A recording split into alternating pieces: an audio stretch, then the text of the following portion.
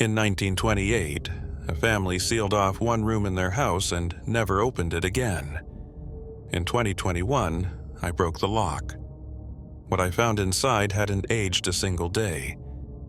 It started the day I signed the deed. The house came to me through a bloodline I barely knew, an estranged great-aunt on my father's side, long dead, no surviving children. The lawyers called it clean title. No contest, no strings. Just a key in a yellow envelope and coordinates to a place I didn't remember visiting. It sat 3 miles off a gravel road outside of Bellevue, New Hampshire. Surrounded by pine, hidden by time. The siding was grayed and flaking, windows sagged inward, and moss had swallowed the porch steps. But the structure itself was whole, waiting, watching. I walked through that door thinking I was alone. I wasn't. The air inside the house was different, still, but not stale. Cool, but not cold. The kind of quiet you only hear in churches or museums. The kind that listens back.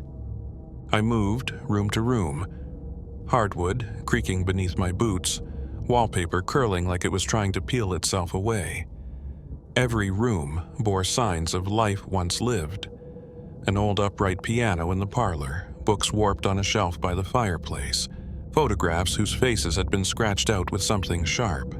But on the second floor, that's where I found the door. It was at the end of the hallway, past the bedrooms, beside a window that faced nothing but trees. It wasn't locked, it was nailed shut, from the inside. 7 long iron nails across the frame, driven deep and bent inward. Whoever sealed it didn't want it opened, or didn't want something getting out. I should have left it, I know that now, but I didn't come here to keep secrets. I came to empty this place, to sell it, to forget it, so I pried them out, one by one. Each nail fought back, old iron splitting against the wood like it remembered why it was there. When the last one came free, the door swung open on its own. No sound, just space. Inside was a little girl's bedroom, perfectly preserved. A white lace canopy bed, stuffed animals lined in a row on the sill, wallpaper faded with roses and vines, a small bookshelf filled with hand-bound journals, and a vanity with an oval mirror that shimmered strangely in the dusk light. I stepped in. The air shifted. It smelled faintly of lavender and dust.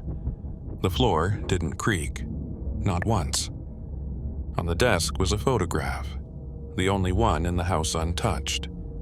A girl, maybe 10 years old, sitting cross-legged on the porch steps outside, hair tied with ribbon, pale dress, smiling, no name on the back. But in the drawer below, I found it. Clara, etched into the wood. Not written. Etched, like someone had dug it in with a knife over and over until the groove was deep enough to bleed through the bottom of the drawer. I stayed in that room longer than I meant to. Hours passed like minutes. It wasn't just peaceful, it was familiar. Like I'd been there before, like something in the walls knew me. When I left the room and closed the door, I didn't nail it shut. That night, I couldn't sleep. Not from fear, from noise, from upstairs. Soft footsteps, pacing, back and forth, always in sets of 7, then silence.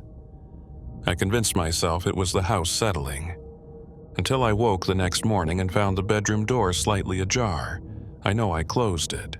I remember the latch clicking. I went back up, opened it again.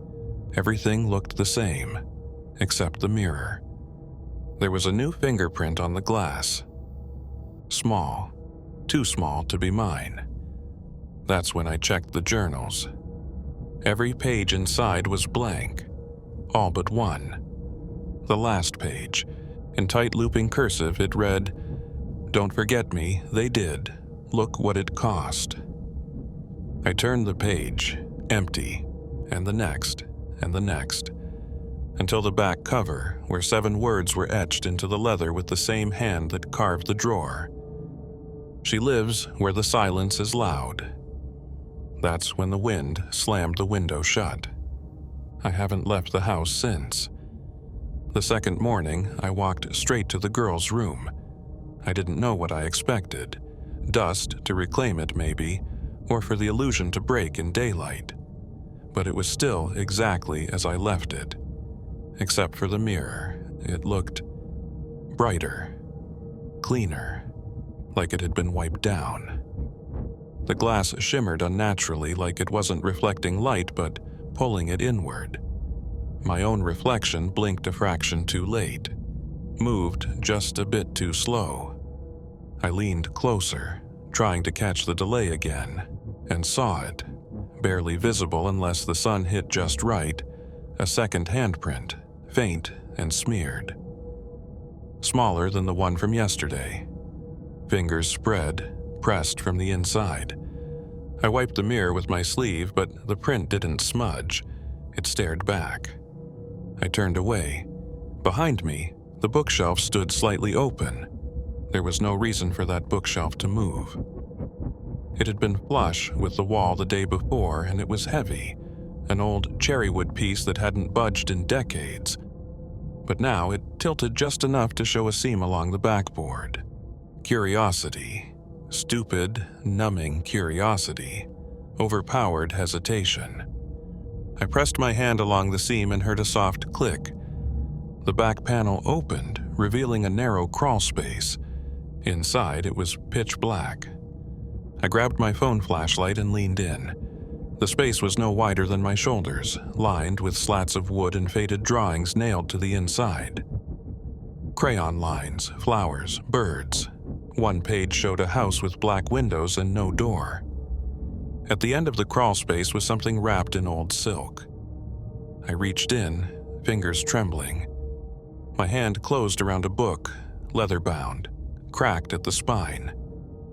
It wasn't a journal, it was a ledger. The first name inside, Clara Everly, born 1918. Then another name, written in a different hand, Eloise Fenn, born 1954. Then a third, Naomi Winter, born 1982. 7 names in total. All girls.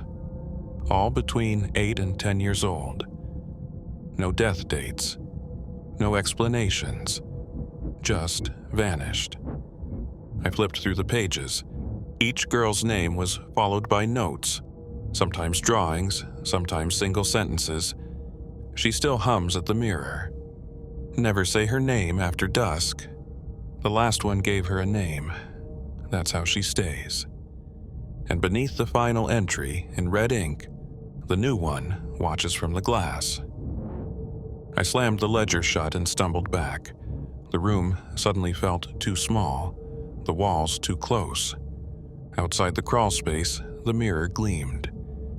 This time, when I looked into it, my reflection didn't move at all. It stared at me, unblinking. I left the room and went downstairs. I needed space, air, anything normal. But the house had changed. The floorboards no longer creaked in the same rhythm. A painting I hadn't noticed before now hung crooked over the staircase. It showed a woman in profile, expression stern, eyes painted over with black strokes. When I passed the parlor, the piano played 3 soft notes. I didn't imagine that. The keys depressed. I backed away. That night, I didn't sleep. I sat on the living room couch with every light in the house on, watching shadows crawl along the walls in directions they shouldn't. At 3:13 a.m., the bedroom door upstairs creaked open. I didn't go look, I couldn't, but I heard footsteps, bare, small, across the hallway. Then something else, the soft scrape of a chair being pulled along the floorboards, and humming, a tune I didn't recognize, but one I felt like I should. Morning came with no answers, only more questions. I went back upstairs. The girl's room was empty, but different. Her dolls were arranged in a circle now, holding hands. A single rose, fresh somehow, lay in the center.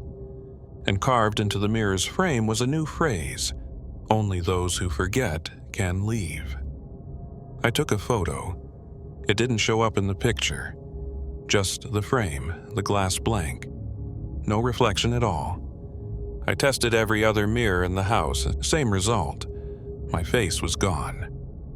That afternoon, I drove into town to find someone, anyone, who might know about the house's history. The records office had nothing past 1953. The property had changed hands 3 times, all within the family, none listed officially. But at the local library, buried in a box of unindexed obituaries, I found it. A yellowed clipping from 1931. Clara Everly, 12, presumed drowned. Body never recovered. Survived by Mother Alice Everly, no funeral scheduled. 12, not 10, like the journal said. I searched for Alice next. Another clipping, this one from 1933.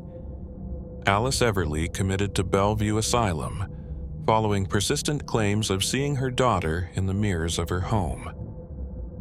I stared at the article until the ink blurred. On the way back, my phone buzzed. A new voicemail. No number. I played it. Silence. Then breathing. Then a whisper close to the microphone. "She's not done remembering you." When I got back to the house, the front door was wide open. I know I locked it. Inside, nothing was stolen, but everything had shifted a few inches out of place. The piano bench angled wrong, chairs facing away from the table. The hallway rug rolled slightly back to reveal child-sized footprints in dust I hadn't touched. I followed them. They led back upstairs. To the mirror, to the reflection that smiled before I did. It snowed that night. Thick, unbroken, a silent white sheet draped over the woods. I woke to the sound of the wind brushing against the shutters, steady like breath. I hadn't locked the bedroom door, and now I wished I had. Not because I heard anything, because I didn't. No creaks, no footsteps, just an unnatural hush that felt staged, like the house was holding its breath. I got dressed, layered up, and stepped outside for the first time in days. The air bit hard. The sky was bruised gray. The forest behind the property stretched endlessly, trees naked and still.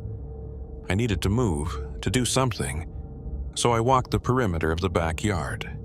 The fence was half rotted, the posts leaning in different directions like tired sentries.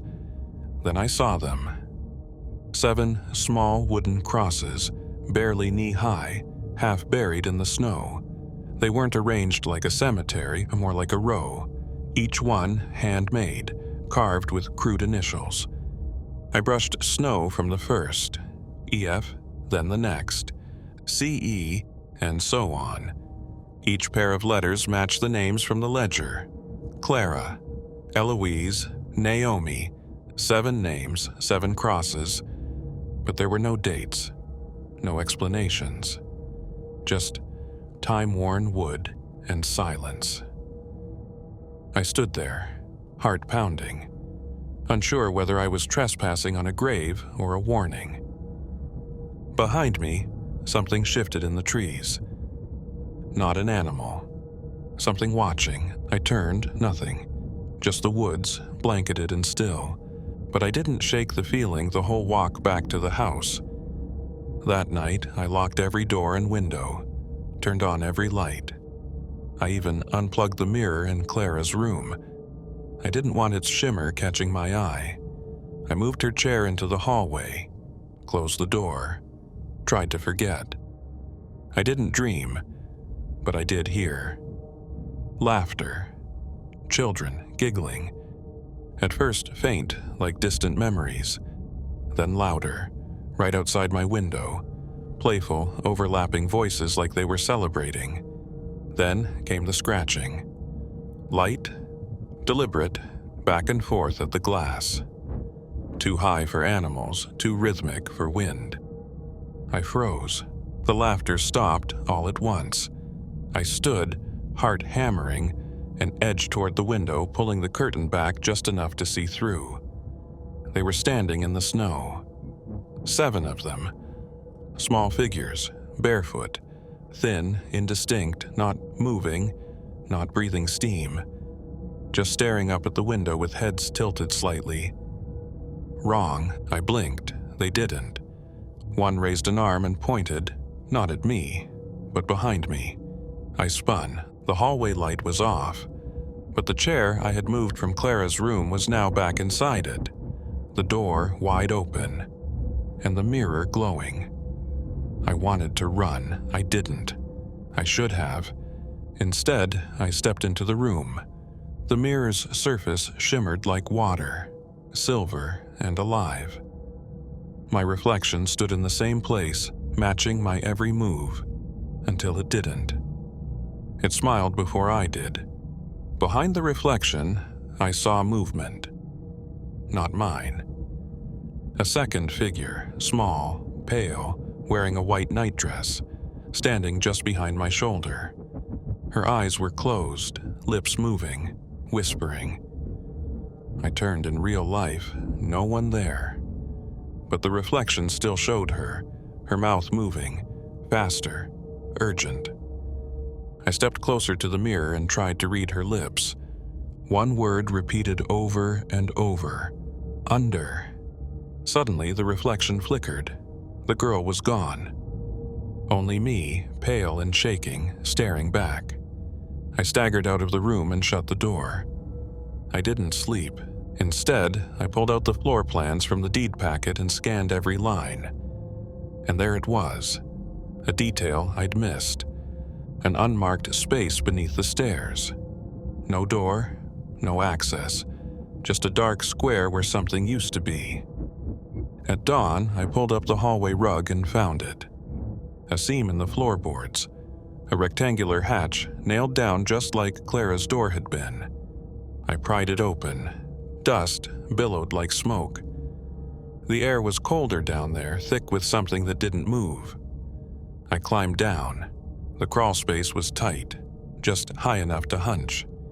A single bulb dangled from a wire, dead. I moved with my flashlight and found the walls. Scratched, deep, frantic gouges across the wood, and drawings, hundreds of them, scribbled in charcoal, red ink, or scratched directly into the planks. Children, crying, melting, screaming without mouths. One figure appeared over and over again, a girl with hair over her face and black sockets where eyes should be. Always standing beside a mirror, always reaching through it. Then, in the far corner, I found it. A dollhouse, not just any dollhouse. This house, replicated in miniature. Every room identical, every piece of furniture in its place, except for one room. The girl's room. Inside it sat a small porcelain doll with hair like Clara's and a smile carved into its face. There were no eyes. I reached for the doll, and something moved behind me.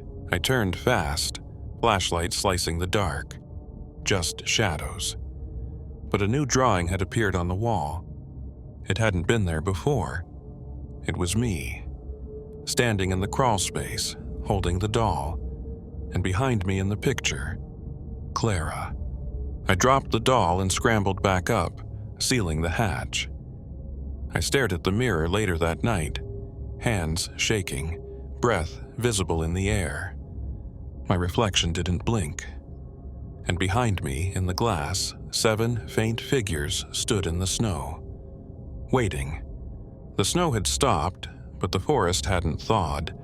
It clung to its silence like a secret, and every branch out my window looked sharpened, as if it had grown teeth overnight. I hadn't stepped outside since seeing the children in the snow, but something was pulling me now. Not a sound, not a voice, just an ache behind the ribs, an invisible tug toward the woods. I put on boots, layered up again, and followed the path behind the 7 crosses. They felt less like graves now, more like signposts, markers meant to lead or warn. The trees grew thicker, darker. At a certain point, they no longer felt random. The trunks curved inward toward one another like a funnel, guiding me to a single clearing half a mile in. That's where I saw it. A stone crypt, weather-beaten, half swallowed by ivy and snow. No path to it, no fence. Just sitting in the woods like it had been dropped there by accident, or left behind on purpose. The door was iron and bore no handle.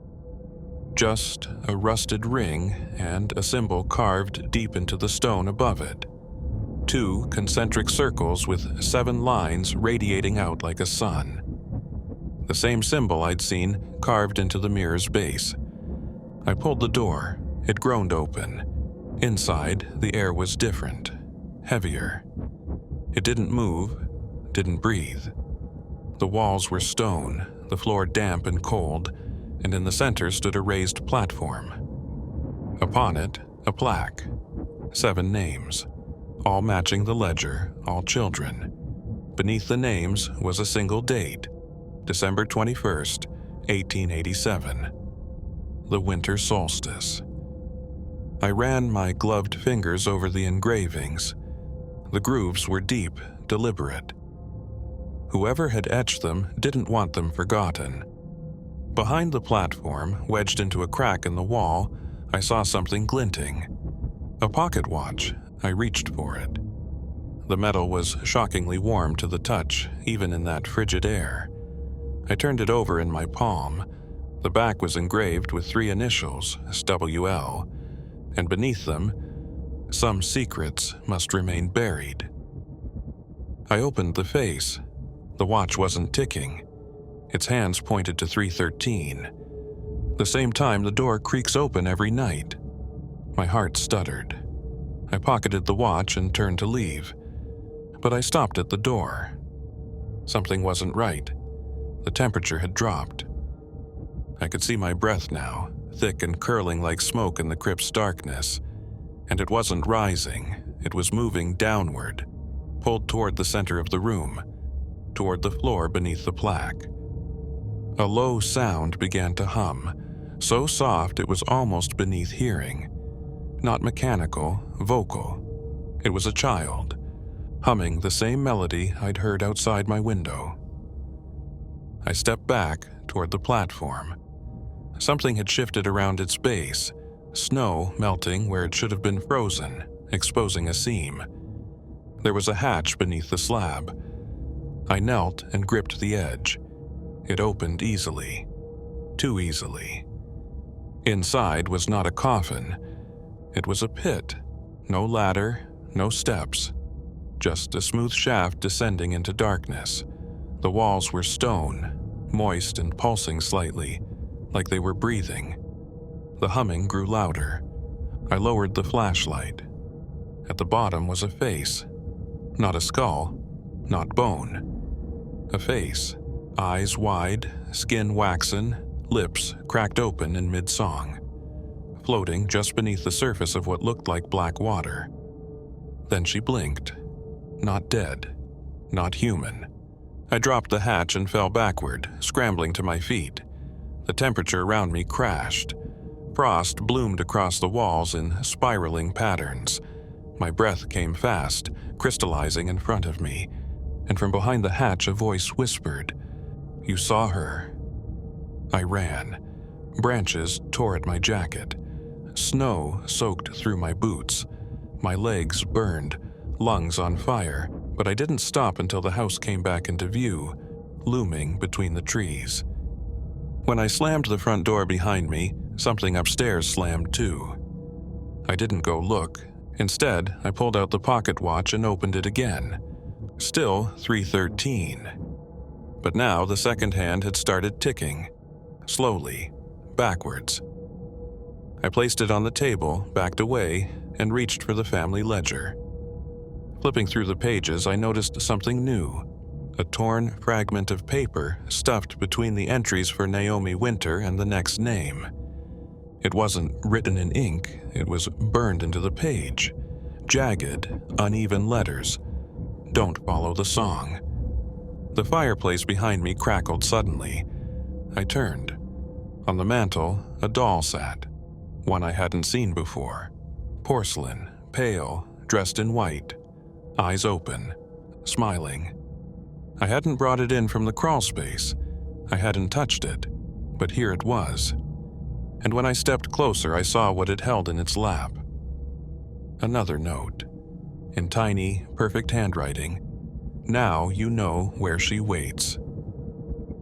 I tore it in half, tossed it in the fire, but it didn't burn. Instead, it turned black, folded itself once, and floated upward. I backed away.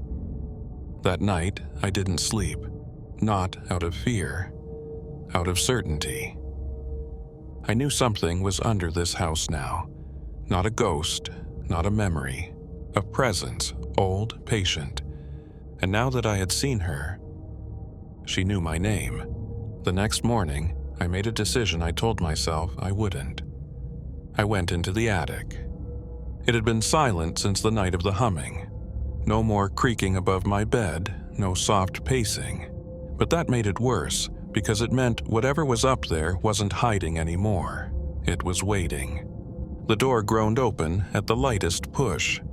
The air was dry, but wrong, like a room sealed off for too long, only pretending to be empty. The ladder unfolded slowly. I climbed.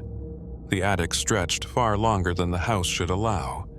Low beams, old insulation, dust particles thick as ash in the flashlight's beam. The smell of rot was faint but constant, earthy, wet, and faintly sweet, like something that wanted to smell like flowers but had forgotten how. Then I saw them. Journals. Dozens of them. Stacked in uneven piles across the floorboards. Some half-burned, others water-damaged. All hand-bound in cracked leather with the same insignia. 2 circles and 7 lines. Each was labeled with a name and year. Clara, 1927. Eloise, 1955. Naomi, 1982. Seth, 91. June, 2006, and more. All names from the ledger, but also a few I didn't recognize. I opened the top one. Seth, 1991. The first entry was a drawing of the mirror, except instead of one reflection, there were 7. All children, all watching a single figure with no face. Below it, the words, "She only remembers what we forget." Page after page revealed more. Descriptions of rituals, symbols drawn in blood or chalk, lines scratched over and over again into the margins. If you hear her name, forget it. Do not sing. The arrangement must hold. That phrase came up again and again. The arrangement. The tone varied from entry to entry. Some sounded resigned, others angry. One simply wrote it out like a prayer. The arrangement is peace. The arrangement is balance. We give memory, we keep silence, we pay the debt. The last journal, smaller, bound in white leather, had no name. Just the year 2020. Only a few pages had writing, but one line was burned into the cover's inside flap. The boundary is thinning. Suddenly, I noticed something odd. The journals were cold to the touch. Not just cold, wet. Moisture beaded along the edges like they'd just been pulled from a freezer. And on the floor below them, footprints. Not dusty, but muddy. Tiny, barefoot imprints smeared across the floor in loops and circles. They hadn't been there when I entered. The prints were fresh, still glistening. I backed towards the ladder. Then I heard the laugh. Light, delicate, like a child giggling behind their hand. I whipped around. Nothing. just a mirror propped up against the far attic wall. Not the same one from Clara's room. This one was rectangular, chipped at the corners. I stepped closer. The surface was cloudy, fogged from the inside, my reflection barely visible, and written across the glass in what looked like mud. It was never just her. Then the sound changed. Deeper, layered. Not one laugh, but 7. I dropped the flashlight.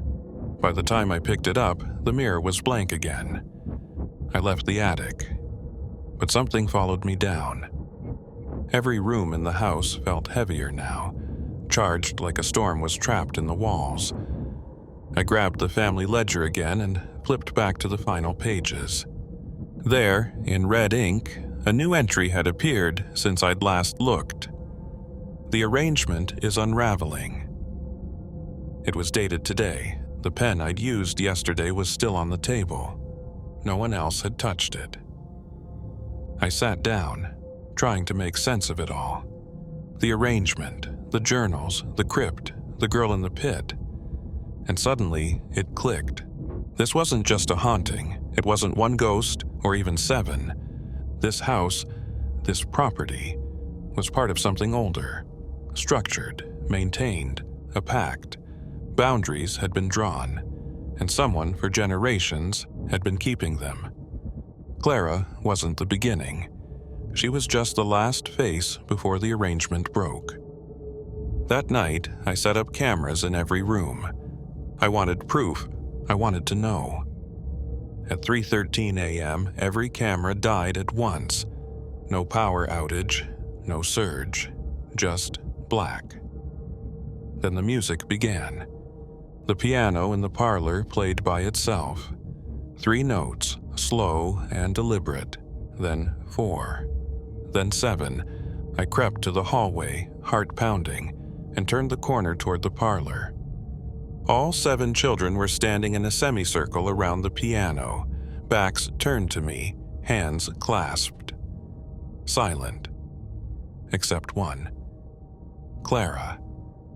She turned. Her eyes were gone. In their place, mirrors. And in them I saw myself, but not as I was. As I would be, pale, still, alone. She opened her mouth, and for the first time I heard her speak. Just one word, bound. Then they vanished, and across the piano keys, burned in soot. Whatever they trapped here, it's waking up.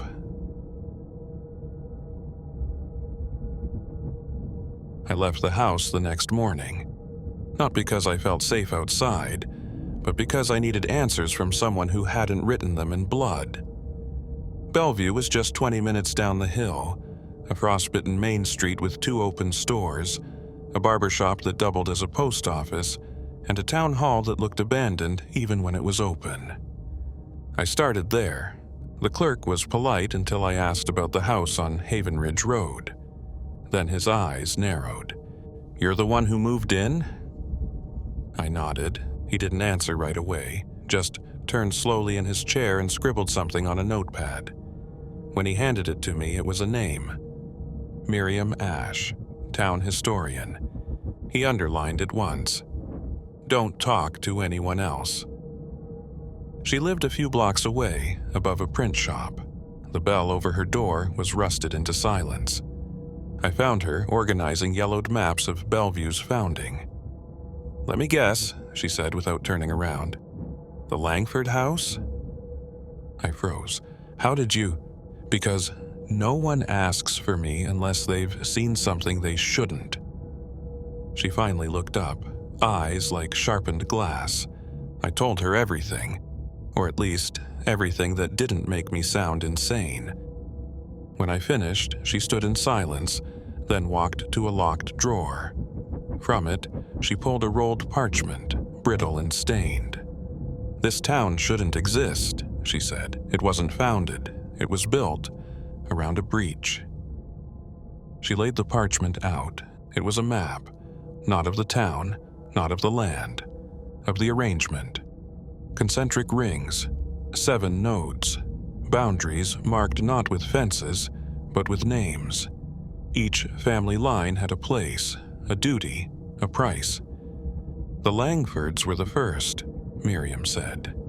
They came from somewhere old, older than Europe, older than language. They didn't believe in good and evil, they believed in containment. She tapped the center of the map, Haven Ridge Estate. That house sits on the thinnest place between this world and something else. We don't know what to call it, but we know it remembers. I asked her about the crypt, the watch, the mirror. She flinched when I mentioned the mirror. There were 7 children, she whispered. The Riley siblings, born weeks apart, all pale, all quiet, all brilliant. They vanished the night of the solstice in 1887, after the Langfords performed a ritual in the woods. She pulled another document, handwritten, legal, and in Latin. This is the original charter of the arrangement. It's not a contract, it's an advisement. It warns what happens if the boundaries fail. What kind of failure? Forgetfulness, ignorance, disrespect. This isn't about ghosts, she said. It's about debt, a blood pact traded for protection. Each generation must pay or host. Host what? She didn't answer, just turned the paper over and pointed to a symbol. I'd seen it before. In the crypt, on the watch, above the mirror. 2 concentric circles, 7 spokes, and in the center, an eye with no pupil. They're not just echoes, she said. They're anchors. What was sealed in that house wasn't meant to be destroyed. It was meant to be fed, until someone forgets. And someone did forget. She looked at me again, softer now. Who did you inherit the house from? My great-aunt, I said. I barely knew her. Her name was Eliza. Her mouth dropped open. Eliza Langford? I nodded slowly. She was the last Langford who kept the rituals, maintained the symbols, performed the rites every solstice. She never passed them down. She left me a key. No, Miriam said. She left you a burden. She turned away, pulled a small dust-covered book from the shelf, and opened it to a newspaper clipping dated 1992. Family tragedy at Haven Ridge Estate. Entire lineage lost in fire, 1 survivor missing. There was a photo of the ruins, and next to it, in grainy black and white, Eliza, young, barely 20. Underneath, only known heir to the Langford bloodline. Disappeared after fire, presumed dead. She ran from her duty, Miriam said, and now the arrangement is unraveling. I stood there silent, cold, even in her warm office. What happens if I don't fix it? I asked. Miriam didn't answer right away. She pulled a final document from a leather envelope and handed it to me. It was a deed to the Haven Ridge Estate. The owner's name was mine, and scrawled across the bottom in red ink, the caretaker is bound until death or succession. Succession? I asked. You'll need to find the last Langford, she said. Eliza is still alive. How do you know? Because the house hasn't collapsed. The barrier is thin, but not broken. That means someone is still holding it. And then she handed me one last thing. An address, a nursing home, an hour east. I left without asking any more questions. As I started the car, I looked back at the historian's shop. The window was fogged, and on it, drawn in the condensation, were 7 small handprints. The nursing home was tucked behind a silent stretch of birch trees, the kind of place built for people no one visits. The receptionist didn't ask who I was. She just glanced at the paper I handed her, frowned, and motioned toward a hallway. She doesn't speak much, she warned. When she does, it's strange things. About the woods, the children, mirrors. Room 214. I knocked softly, then opened the door. Eliza Langford was sitting perfectly still in a chair by the window, staring into the gray afternoon. Her hair was white, long, neatly brushed. Her skin pale, translucent, like parchment. But her eyes, when she turned to face me, they were sharp, awake, like she'd been waiting. "You opened the door, didn't you?" she said quietly. I froze. She hadn't seen me yet, hadn't asked my name. I inherited the house," I said. "Havenridge. I think you're my great-nephew," she finished. "Through Henry. He never believed. And now the line's broken." She turned back to the window. "I didn't run because I was afraid.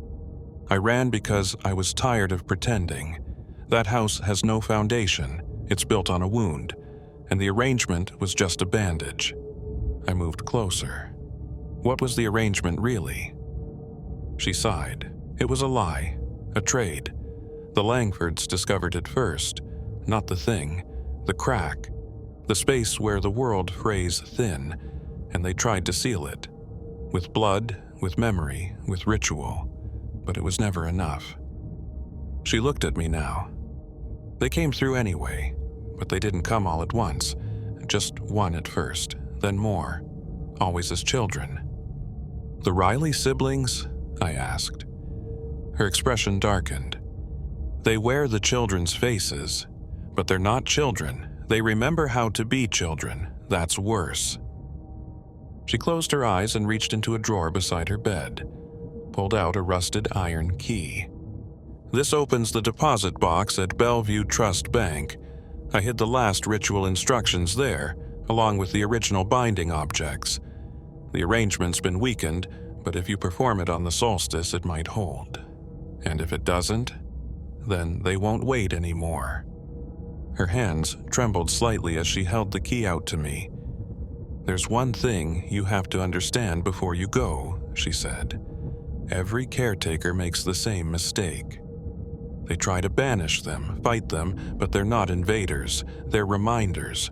They appear when we forget." "Forget what?" "The silence, the cold, the part of us that used to whisper to the dark and hear something whisper back." I took the key. "Eliza, what happens if I leave, sell the house?" She smiled sadly. "Then someone else inherits it. And if no one claims the role..." She didn't finish the sentence. I stood to leave. As I reached the door, she spoke again, voice softer now, almost broken. "They only ever wanted to be remembered. But memory alone isn't enough. The arrangement demands more." I turned back. "What more?" She met my eyes. "Presence." I returned to Bellevue just before sunset. The bank had closed hours ago, but the key still worked on the night deposit vault. Inside the safety box were 3 items: a folded parchment, handwritten in Latin and English marked with the Langford seal, a bundle wrapped in white linen, a broken piece of mirror, cold to the touch, edges still wet with condensation. I opened the parchment first. The instructions weren't long. The ritual had to be performed on the winter solstice, just 3 days from now.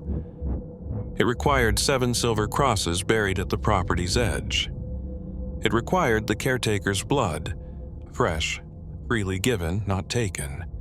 And it required acknowledgement of each name, out loud in order. At the bottom, beneath the inked text, a phrase had been scratched by hand. "You must not forget what was forgotten. Not again." I unwrapped the linen bundle. Inside were the 7 crosses, tarnished and heavy, each engraved with a name: Naomi, Seth, Clara, Eloise, Jonah, Miriam, Daniel. As I touched each one, the air grew colder. A sound like distant singing began to hum in my ears, and on the back of the final cross, the 8th name: Eliza. That night, I dreamt I was in the woods again. but I wasn't alone. The children stood in a ring around me, not smiling, not angry, just watching. And behind them, in the trees, something tall, faceless, wrapped in cloth that bled into the roots, holding a lantern. When I turned to run, Clara stepped forward. She whispered, "We remember you." I woke to the sound of the piano again, the same 7 notes. Except now, after the 7th, came an 8th, a dissonant chord that shook the walls. I sat up. The hallway outside my room was lit, though I'd turned off every lamp, and down the hall, the attic door was open. The ladder was down. At its base, 7 sets of footprints, all facing the stairs, all waiting. The attic was silent when I climbed the ladder. Not peaceful. Silent in the way a courtroom goes silent before a sentence is read. The air had weight, and it pushed against my skin like invisible hands warning me to turn back. But I didn't. I reached the top and stood motionless. Nothing had changed since my last visit. Same water-stained beams, same rows of journals, same cracked mirror against the far wall. Except now, there was something new. A circle had been drawn in chalk across the floorboards.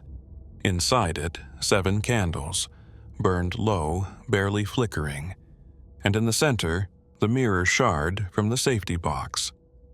I stepped forward, half expecting the chalk to erase under my feet, but it didn't.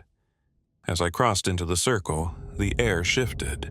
It wasn't colder, just clearer, like I'd stepped inside a memory that hadn't quite ended. I sat down. The mirror fragment pulsed faintly with reflected candlelight, and the moment my fingers brushed it, a voice whispered, "Begin." I unrolled the parchment ritual instructions, now creased and smudged with soot. It told me exactly what to do, what to say, what to give, but it didn't prepare me for what would answer. I pulled the bundle of silver crosses from my coat, one by one, and began placing them at the attic's edge, facing outward, just as the ritual dictated. With each name spoken aloud, the house responded. Naomi, a whisper behind the walls. Seth, a gust of wind through sealed windows. Clara, the piano downstairs playing itself. Eloise, the faint sound of dripping water from an empty sink. Jonah, a knock at the basement door. Miriam, the creak of a rocking chair. Daniel, the attic light dimming to a trembling pulse. Each cross went colder in my hand as if drawing something out of me. And then, the 8th. Eliza. The moment her name left my lips, the final candle extinguished. Darkness. Then a sound like breath behind my ear. You shouldn't have remembered. Suddenly, I was no longer alone. The children stood around the circle. Their forms were faint, made of shadow and condensation, but their eyes, those eyes, were mirrors, reflecting not the attic, but something else, something beneath. They didn't speak, not with words, but their presence filled my mind like a fever dream. They showed me a memory, the solstice of 1887. 7 children led into the woods by candlelight, the Langford patriarch standing before the mausoleum. A chant, a song, the flick of a knife. They were never meant to die. They were meant to contain. Their innocence was the seal, their deaths, the price. But something went wrong. Something else answered the ritual. Not a demon, not a ghost, an echo that couldn't forget. I pulled myself out of the vision, gasping. My hands were slick with sweat. Blood dripped from my nose. I grabbed the final object from the ritual bundle, the pocket watch, still frozen at 3:13. The parchment said to end the ritual with an offering of presents, a drop of blood given by the caretaker beneath the mirror. I hesitated, and the children took a step closer.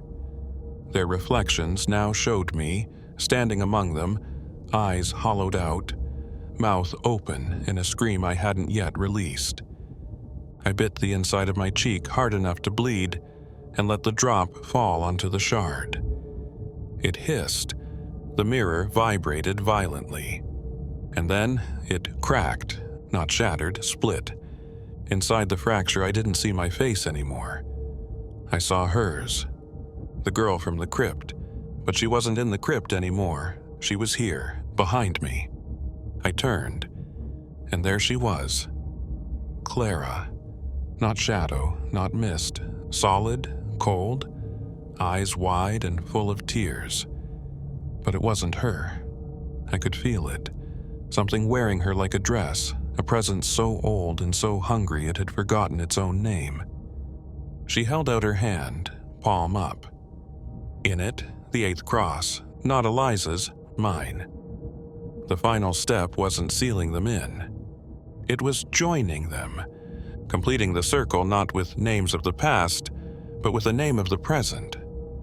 The arrangement was never about remembering the dead. It was about replacing them. 1 soul for 7, a cycle of containment. Clara stepped forward, and suddenly I understood. Eliza had escaped. She broke the chain. That's why the house had turned violent. The memory had no anchor. Now it had found one, me. I stared at the cross in her palm, and behind her, the others began to smile. Not cruelly, but gratefully, like they were being let go. I took the cross and placed it on the floor beside the others. The attic shook. Candles flared, then went out. The mirror went dark. The children vanished. Silence. Then the watch ticked just once, and kept ticking. The ritual was complete, the arrangement restored. But I had changed something. Not broken it, not ended it, but rewritten it. The silence returned to the house. The weight lifted. But as I descended the ladder, the pocket watch in my hand kept ticking. Backwards. I didn't sleep that night. Not because I was afraid, but because I wasn't alone. The house had gone still, like a stage after the curtain falls.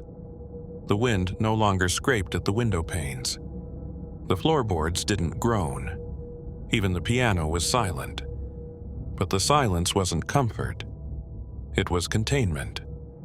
Something ancient had returned to sleep, but only because I had fed it a piece of myself. By dawn, I had made my decision.